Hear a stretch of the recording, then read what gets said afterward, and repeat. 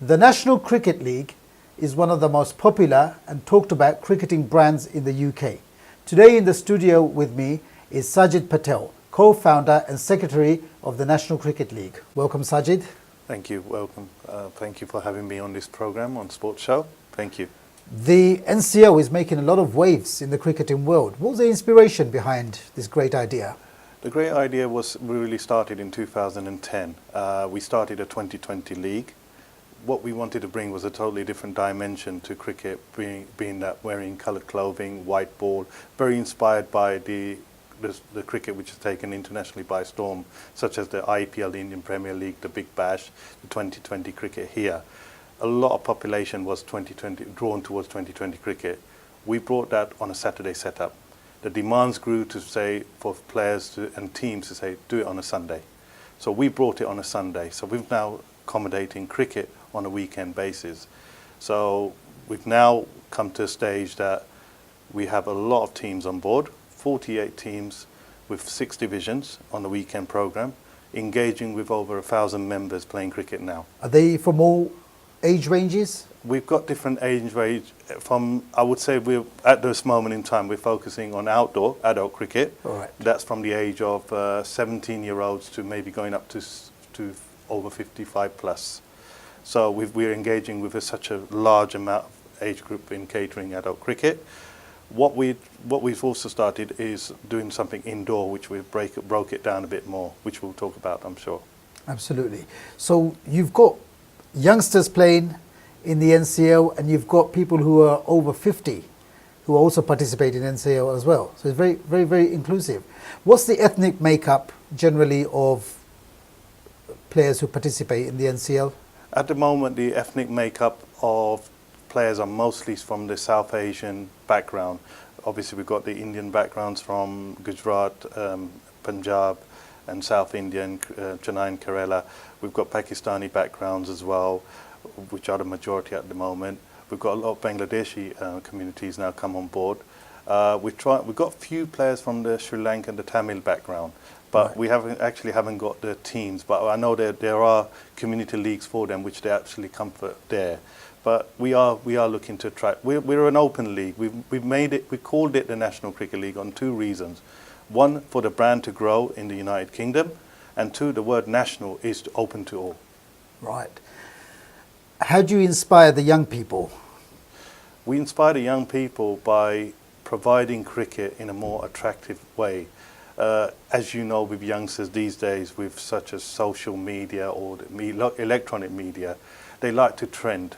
So yes. Seeing that the trend internationally, or the county stream, where they play limited over cricket in coloured uniform with a white ball. Yes. Some of us may not get to that stage of in that sort of level. Yeah. So providing it in grassroots was probably the biggest key area to set up a revolution of cricket to being more attractive, more eye-catching, and to hopefully bring in more new audiences from different backgrounds, such as the Eastern European background. Yes. They don't know anything about cricket. You know, if I spoke to a Portuguese person, he'd not know nothing about cricket. Watch one game of cricket from the NCL, and he's understood it straight away. But so on that basis, you've introduced, or you've jumped on the wagon of adding colour to cricket. I mean, a lot of us grew up watching cricket as something that was played on a village green, whites all the way, usually middle-class sport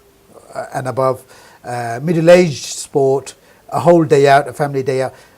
Have the changes that have been brought in to cricket, including what you talked about, coloured shirts, shorter versions of the game, do you believe that it's increased the popularity of cricket, not just locally, but nationally and internationally as well?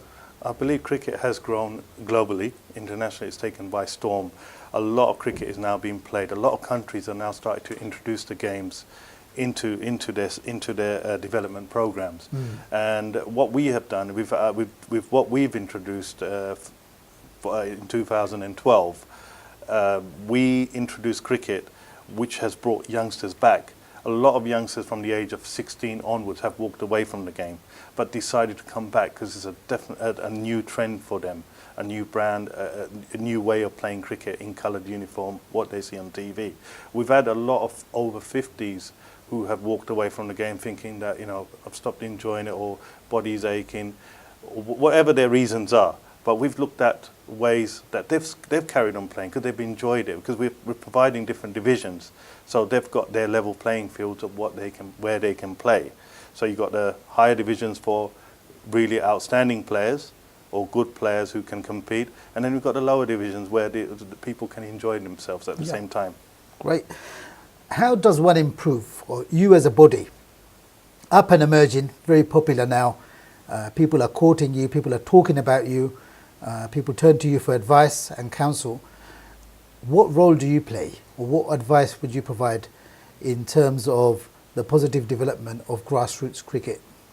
The development for grassroots cricket, what we've done is we're at a position now that we've got a solid foundation with 48 clubs, 6 divisions of adult cricket. We've got to look at sustaining it. So having a sustainability program or a business plan to able to maintain the levels or improve or make it grow. We are looking at planting the seeds for youngsters. So planting the seeds in primary school. The National Cricket League are working very close with the bodies such as Essex County Cricket Board, the Club Cricket Conference as well, and we're working side by side with council at the moment, with Waltham Forest Council at this moment. We've actually had meetings with Essex and the Waltham Forest Council along with other stakeholders. Sure. We're looking to build a pathway programme in the borough, part of the East London Development Programme that we are partly trying to organise with Essex and with the local council. On that basis, is it important to have a cricketing pathway? It is very important to have I think in any sport it's very important to have a pathway programme, but it's how you deliver it is the best way to bring the profile.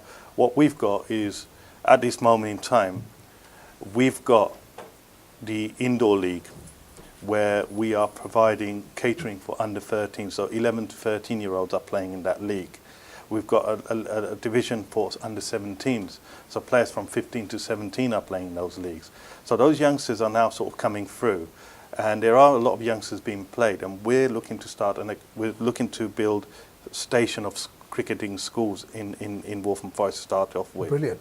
So that's what we're looking to do, hopefully, where we can have 4 stations of academies, 2-hour sessions with cricketing coaching, along with playing little games, having different drills, having a monitor process.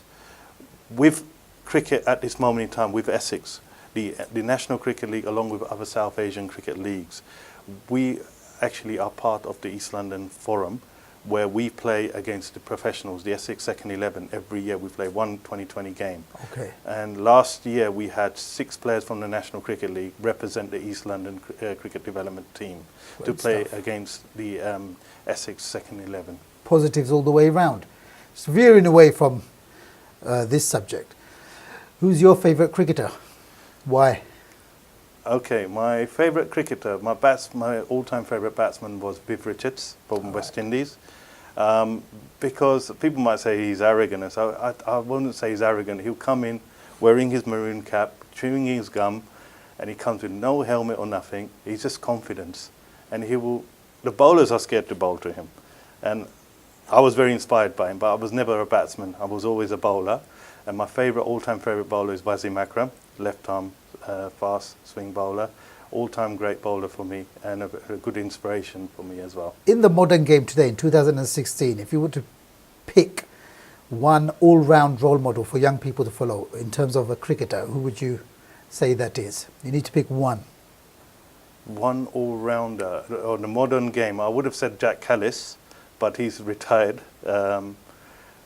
Any cricketer who could be a role model. I mean, at this moment in time, a lot of people are trending with Ben Stokes of England.